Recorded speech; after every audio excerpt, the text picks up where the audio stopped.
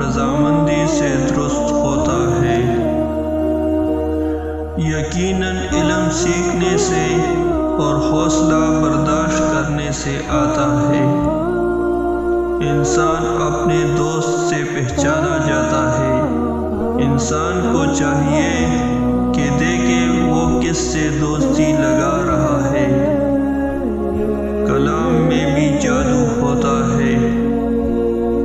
میں صلی اللہ علیہ وآلہ وسلم علم کا شہر اور علی رضی اللہ تعالیٰ عنہ اس کا دروازہ ہے۔ تو اور تیرا مال تیرے باپ کی ملکیت ہے۔ اگر تو بھلائی کرے گا تو وہ تیرے لیے ہی بہتر ہوگی۔ لوگوں کو ان کے مرتبے کے مطابق جگہ دو۔ دیکھو، خاوند ہی تمہاری جنت اور خاوند ہی تمہاری دوزخ ہے۔ میں تمہیں حیل و حجت سے منع کرتا ہوں اور زیادہ سوال کرنے سے بھی۔ سنو، اللہ تعالیٰ کی نافرمانی میں مخلوق کی اطاعت جائز نہیں۔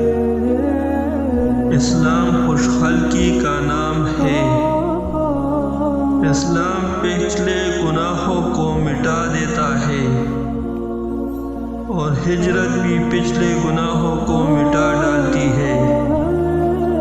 اسلام غالب رہتا ہے، مغلوب نہیں ہوتا۔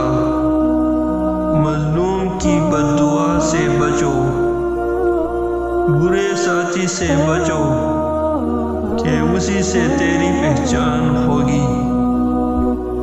خیانت سے بچو کہ یہ بدباطنی ہے۔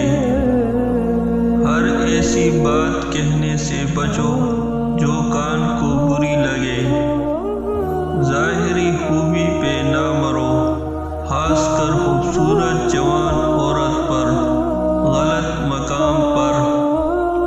ایمان کے دو حصے ہیں، آدھا شکر میں اور آدھا صبر میں ہے۔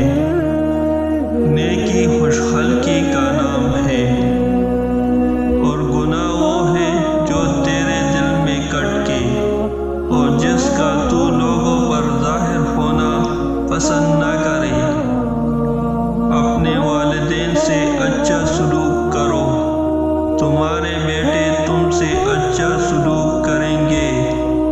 اور پاک دامن رہو، تمہاری عورتیں پاک دامن رہے گی۔ مجھے لوگوں سے نرم برتاؤ کے لیے بھیجا گیا ہے۔